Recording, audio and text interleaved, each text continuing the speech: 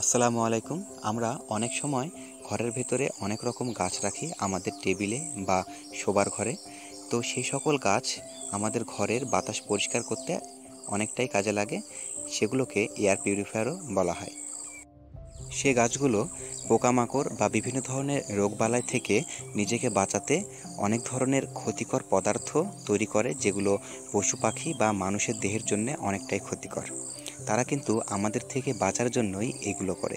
যেমনটা অনেক অনেক গাছগুলোতে কাঁটা দেখা যায়, ঠিক তেমন ধরনেরই অনেকগুলো গাছে ক্যালসিয়াম অক্সালেট নামে এই ধরনের বিষাক্ত পদার্থ ক্রিস্টাল আকারেও দেখা যায়।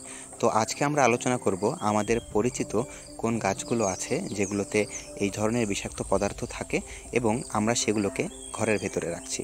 তবে হ্যাঁ, চিন্তা করার কিছুই নেই, সেগুলো কিন্তু আপনার তেমন কোনোই ক্ষতি করতে পারবে না। তো শুরুতে আসছে পোথোস বা মানি প্ল্যান্ট। এর পাতা যদি অনেকগুলো কেউ খেয়ে ফেলে বা এটার রস যদি কেউ খেয়ে ফেলে, তাহলে পেটে ব্যথা থেকে শুরু করে অন্যান্য ধরনের সমস্যা যেমন বমি বা মাথা ঘোরা এগুলো হতে পারে। তো এগুলো পাতা যদি কেউ খেয়ে ফেলে তাহলে সাথে সাথে ডাক্তারকে দেখানো উচিত এবং এগুলো শিশুদের থেকে একটু দূরে রাখা উচিত। এরপরে আসছে স্নেক প্ল্যান্ট। এটা কিন্তু অনেকটাই এয়ার পিউরিফায়ার হিসেবে কাজ করে এবং অনেকটা বেশি বাতাস পরিষ্কার করার জন্য কিন্তু আমরা ঘরে রাখি, আবার শোভাবর্ধন করার জন্যও রাখি। এটার রস থেকেও কিন্তু এই ধরনের ক্ষতিকর পদার্থ বের হয়, যেগুলো মানুষের শরীরে গেলে অনেক ধরনের সমস্যা করতে পারে। এই গাছটিকেও আপনার পোষা প্রাণী বা ছোট বাচ্চাদের থেকে দূরে রাখবেন। এরপরে যে গাছের কথা বলছি সেটা একেবারেই ইন্টারনেটের দুনিয়াতে অনেকটাই আলোচিত একটি গাছ, সেটা হচ্ছে ডেফেনবেকিয়া। অনেকে এই গাছটিকে বলেন যে এটার পাতা খেলে নাকি সাথে সাথে মানুষ মারা যাবে। আসলে এটা বিষাক্ত হলে পারেও এতটাও বিষাক্ত না যতটা মানুষ বলে।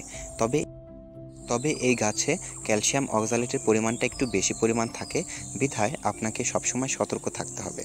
পিস লিলি, এটা সাদা কালারের ফুল বা লাল কালারের ফুলে আমরা এই ধরনের গাছ পেয়ে থাকি।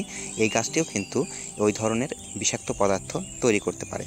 এরপরে আসছে ইংলিশ আইভি, যেটা মানি প্ল্যান্টের সাথে আমরা অনেক রকম ইংলিশ আইভি রাখতে চাই।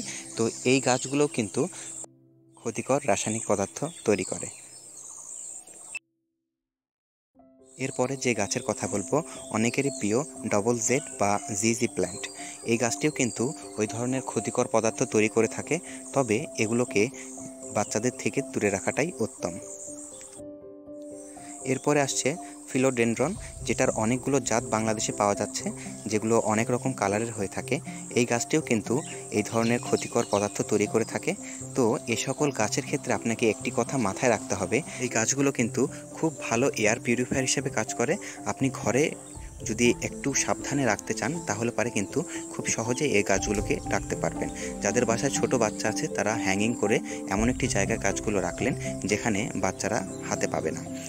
যদি কোনো বাচ্চা খেয়ে ফেলে এই গাছের কোনো অংশ, তাহলে পার্শ্ববর্তী ডাক্তারের সাথে যোগাযোগ করবেন। তো চলুন এখন দেখে নেওয়া যাক কিছু নিরাপদ গাছ যেগুলো ছোট বাচ্চা থাকলেও আপনি ঘরের ভেতরে রাখতে পারবেন। তো এক এক করে দেখে নেই সে সকল গাছগুলো। তো এই গাছগুলো আপনি খুব সহজেই আপনার পার্শ্ববর্তী নার্সারিতে পেয়ে যাবেন। তো এই গাছগুলো যদি আপনি ঘরে রাখেন তাহলে কোনো রকম চিন্তা করতে হবে না, এরা কিন্তু খারাপ বা বিষাক্ত কোনো রকম পদার্থই তৈরি করে না। এবং যারা তৈরি করে তাদের কিন্তু বিষাক্ত পদার্থের পরিমাণটা এতটাই কম থাকে যে মানুষের তেমন কোনো রকম ক্ষতি করতে পারে না, শুধু মাথা ব্যথা থেকে পেট ব্যথা পর্যন্তই ক্ষতি করতে পারে। তো ভয় পাবেন না, গাছ লাগান এবং ঘরের ভেতরে আমি বলবো অবশ্যই গাছ রাখতে পারেন আপনারা। তো ধন্যবাদ সবাইকে এই ভিডিওটি দেখার জন্য। আগামী ভিডিওর জন্য সবাইকে আমন্ত্রণ জানিয়ে এখানে শেষ করছি। আসসালামু আলাইকুম।